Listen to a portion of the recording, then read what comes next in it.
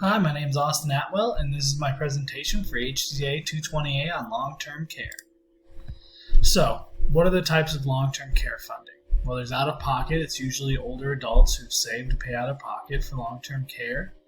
There's government funding. It's Medicare and Medicaid funding, and there's a lot of different types of funding within that government funding that people can look for.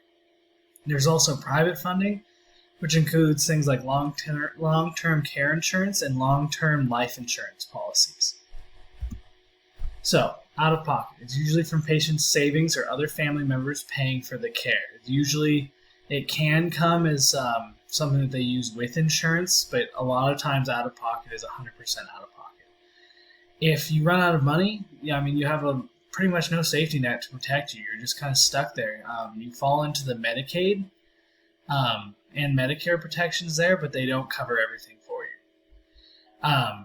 Rising long-term healthcare costs are making it hard to afford long-term care without government or private help. The median annual cost for a nursing home is over $90,000 a year for a shared room, and over $100,000 a year for a private room, which makes it, if you retire at 65 and you start your long-term care from there, that could be a lot of money right there. If you live for 10 years past that, that's over $1 million. So if you don't have that $1 million saved, you're going to have to find some help somewhere else. This makes it very hard to save enough money to pay for long-term care to stay. Government funding. So Medicare pays some costs for patients over 65 years of age, but does not cover pretty much any part of long-term care. Medicare Part A, if you really fall underneath the exact specifications, can cover short-term stays in nursing homes and the last 6 months of hospice.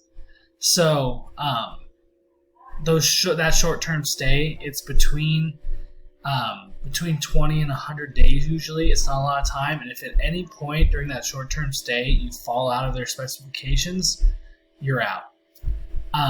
Medicare Part B covers like doctor services, medical visits, all that usual healthcare stuff that older people would need, so that's good for them. And Medicare Part D just does some medication costs. So there's some good things that Medicare can give you, but long-term care is really not what it's going to help you with. Medicaid, though, Medicaid covers some long-term care for people who are unable to afford it, as well as some medical charges. So if you do have a big savings or you do have like a big pension that's paying out to you, you might not exactly fall into that Medicaid coverage. You're just going to have to look into that and find what's going to cover you best. PACE, the program of all-inclusive care for the elderly, is a Medicare program that provides long-term care for elderly patients. Patients with Alzheimer's disease automatically qualify for PACE, but otherwise you're going to have to go in and just see if you qualify and see if you can get those benefits. And if you don't the first time, keep going back and hopefully you can get into the PACE program because it's very good for that long-term care.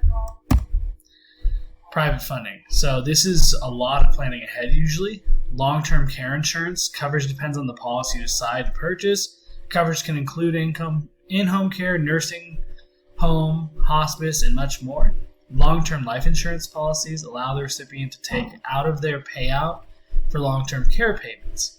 So what that does is you're taking out of your life insurance early, so then your beneficiaries will receive whatever is left after you pass away. And then trusts. Trusts are usually used for patients who, especially if they have debilitating mental illness or something like that, they're not able to run their own long-term care. So trusts allow safe use of a patient's assets to ensure that their long-term care. So a trustee who they've decided on will take care of their money and just make sure that they receive the care that they need and that no one's going to take that from them. Faith-based long-term care. So one of the ones I looked into, Christian Homes Care Facility, is a Christian-run home for elderly care. They used to take care of children, and over the years they finally decided that they were going to help their elderly patients.